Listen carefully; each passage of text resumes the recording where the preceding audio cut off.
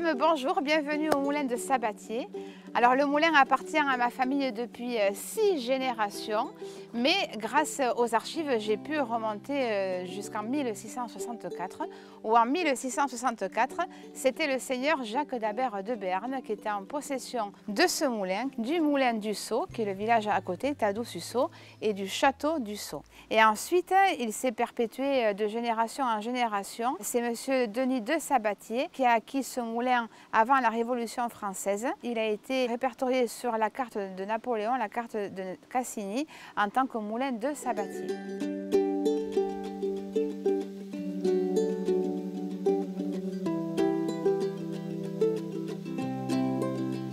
Ma grand-mère a été adoptée ici par sa tante et par son oncle au moulin. Elle avait 3 ans. Et mon arrière-grand-mère Henriette s'est élevée ici, a été beaucoup aimée, choyée et a rencontré son mari, mon arrière-grand-père. En fait, ils ont décidé de faire rehausser le moulin et c'est la famille de Lanotuaguet de Taron qui est arrivée, dont François, qui était célibataire et qui est tombé éperdument amoureux d'Henriette. Ils se sont mariés. Ils ont eu 5 enfants, dont mon grand-père qui est né ici dans ce moulin.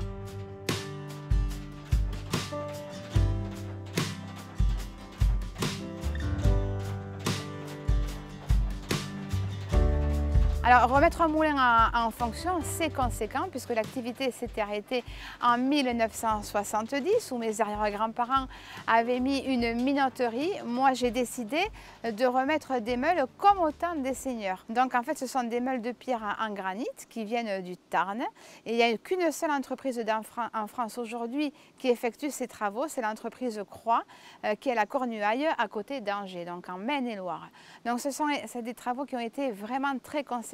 C'est toute la digue qui a été en réfection pour refaire la déviation où l'eau arrive par le canal d'Amenet, l'eau repasse dans le cours d'eau naturel qui est le Lesse. On ne gaspille pas l'eau, il y a juste un petit pourcentage du lit mineur qui est dévié mais qui repart dans l'eau. Donc aujourd'hui, on a remis de la biodiversité dans ce canal puisque en fait depuis 2012 jusqu'à 2024, il n'y avait plus d'eau dans ce canal, donc absence de biodiversité. Aujourd'hui, vous pouvez voir que voilà, on voit des poissons, il y a tout un écosystème qui se remet en route et ça, je suis très fière de faire partager ça aussi au public.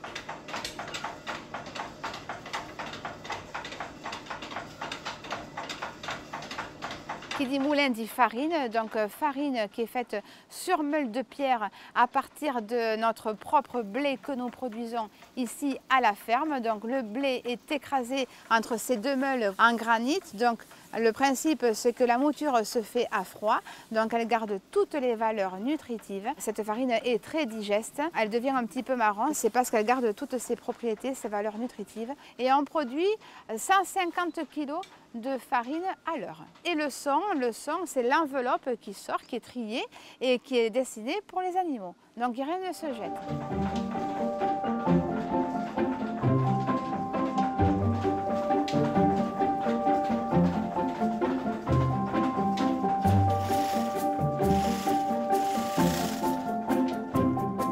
J'apporte un pain avec la farine de meule de Sandra, avec qui j'échange l'amour du pain et le savoir-faire de la farine de Sandra. Pour faire ce pain, j'ai mis beaucoup de levain pour qu'elle ait beaucoup plus de goût et beaucoup plus de saveur.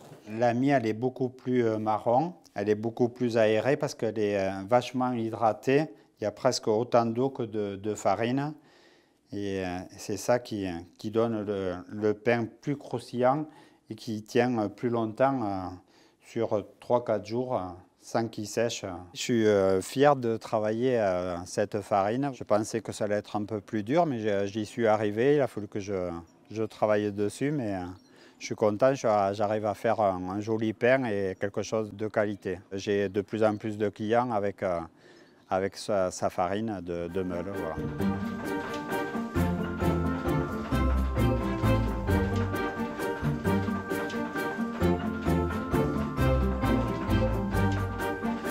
Alors, qu'est-ce qu'on y fait dans ce moulin? Aujourd'hui, on y fait de l'agritourisme. Donc, je reçois les scolaires, je reçois les touristes, les locaux qui viennent visiter le moulin. Moi, j'adore transmettre les choses. On m'a transmis ce savoir et je suis heureuse que ce projet puisse voir le jour. C'est un bonheur de pouvoir accueillir des gens, c'est un bonheur de pouvoir transmettre ce patrimoine et cette culture. C'est grâce à ma famille, grâce à mon papa aujourd'hui qui me transmet tout son savoir qu'il a eu de son père et de son grand-père. Aujourd'hui, j'insiste bien sur ces valeurs. On fait de la farine de façon ancestrale du temps des seigneurs. Mais voilà, aujourd'hui, ce projet, sans mes parents, sans mon grand-père à qui je dédie ce moulin, qui n'est plus là aujourd'hui, mais j'espère qu'il doit être fier qu'il doit être fier voilà, de nous voir encore en activité. Et vraiment, la réussite, c'est cette transmission familiale.